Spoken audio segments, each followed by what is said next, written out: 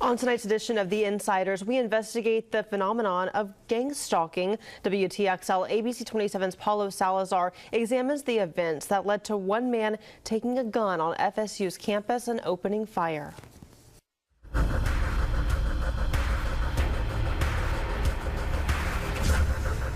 November 20th, 2014. It's a day many will never forget in Tallahassee and beyond.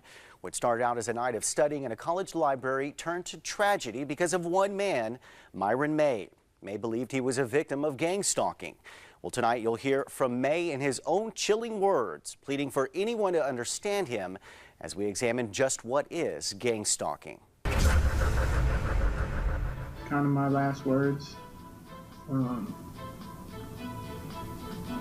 It's really unfortunate that I have to make this video. You see, I am a victim of covert harassment and electronic harassment and gang stalking. I'm what's called a targeted individual. On November 20th, 2014, 31-year-old Myron May walks into Strozier Library on the campus of Florida State University and opens fire. 3 people are injured. May tries to leave campus, and a shootout with police in front of the library ends violently.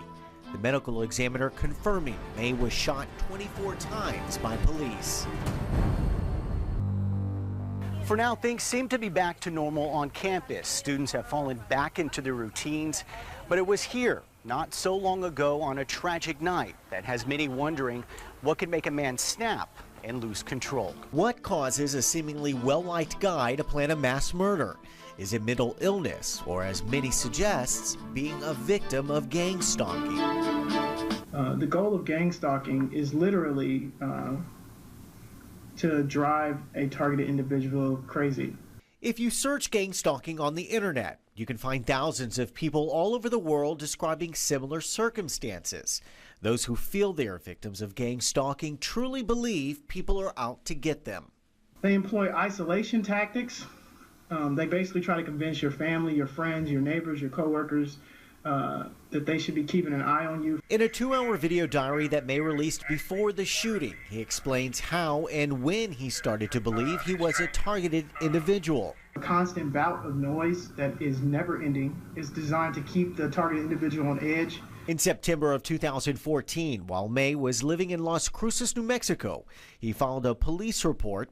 In the incident report, May told police that someone put a camera in his apartment and that he was hearing voices coming through the walls. May began to believe family and friends were in on the conspiracy to make him crazy. I am totally not crazy. I'm completely sane, but they've employed these tactics against me as well to try to make me appear to be a crazy person. He began having difficulty sleeping, panic attacks, withdrawn, paranoid, hearing voices. Tyrone Dew, an advocate and victim of gang stalking, says it's hard to prove that gang stalking is not just in your mind. It's virtually impossible to be able to tell that someone is being attacked because we cannot see these weapons that are being used against you. We can only see the direct effects, and these effects, really seem like symptoms. And what unfolded that Thursday morning in November is testimony of just how bad those suffering from mental illness can get. Through the entire process, Myron May believed he was being stalked. There has been a shooting in the library. Stay where you are. Father, forgive me for what I'm about to do. Forgive me for all of my sins. Past sins, present sins, any future sins. I'm sorry that my faith was so weak. Amen. And that is the end of my personal story as a targeted individual. According to Dr. Tandon, mental illness is very common. He says 1 out of 4 people will develop some sort of mental disorder in their lifetime. As for one of May's victims, Ronnie Ahmed, who's now paralyzed as a result of the shooting that night, well, he's back in school and moving on with his life.